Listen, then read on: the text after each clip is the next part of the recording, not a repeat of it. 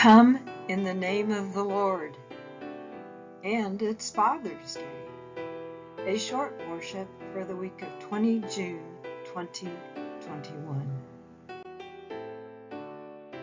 David and Goliath. David said to Goliath the Philistine, "You come against me with sword and spear and javelin, but I come against you in the name of the Lord Almighty, the God of the armies of Israel, whom you have defied.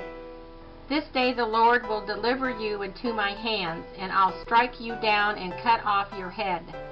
This very day I will give the carcasses of the Philistine army to the birds and the wild animals, and the whole world will know that there is a God in Israel.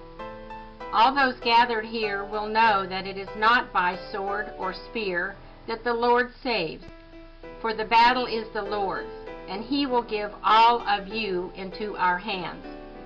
Taken from 1 Samuel chapter 17, verses 45 through 47. Our Goliaths. What are some Goliaths you are facing or have faced in your life? Fears, Impairment, peer pressure to do something that you knew wasn't right, temptations, disobedience, a skill that was hard to learn. What Goliaths are looming for you and or our congregation?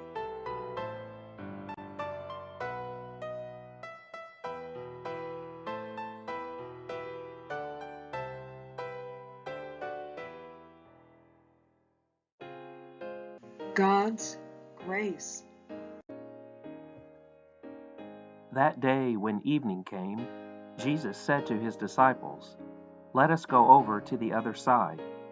Leaving the crowd behind, they took him along. A furious squall came up, and the waves broke over the boat, so that it was nearly swamped. Jesus was in the stern, sleeping on a cushion. The disciples woke him and said to him, "Teacher, don't you care if we drown?" He got up, rebuked the wind, and said to the waves, "Quiet, be still." Then the wind died down, and it was completely calm. Excerpted from Mark 4:35-39. As God's co-workers, we urge you not to receive God's grace in vain, for he says, "I am the time of my favor, and I heard you, and in the day of salvation I helped you." I tell you, now is the time of God's favor. Now is the day of salvations. 2 Corinthians 6:1-2.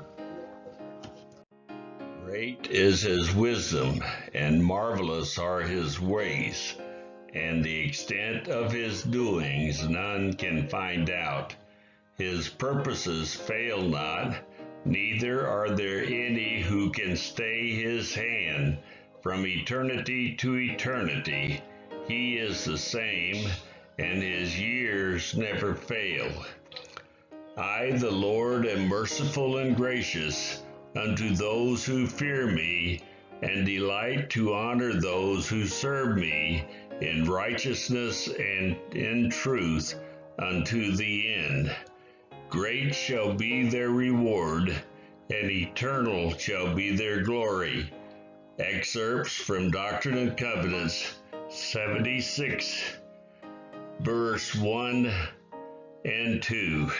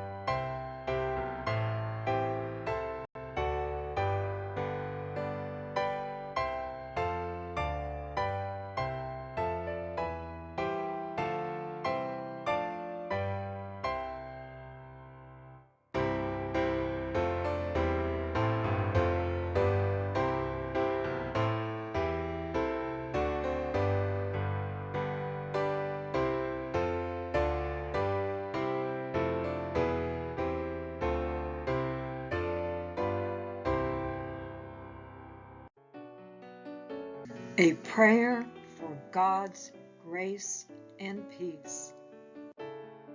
Creator God, help us pursue your peace above our own. Your peace resides with healing justice and offers wholeness to all. Your peace includes us, yet is not limited to any one group or part of your creation. Your peace is beyond us, beyond our cultures, beyond our self-interests.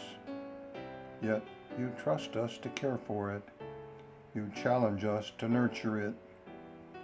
From within the soil of our lives, you call us to be gardener, caretaker, steward.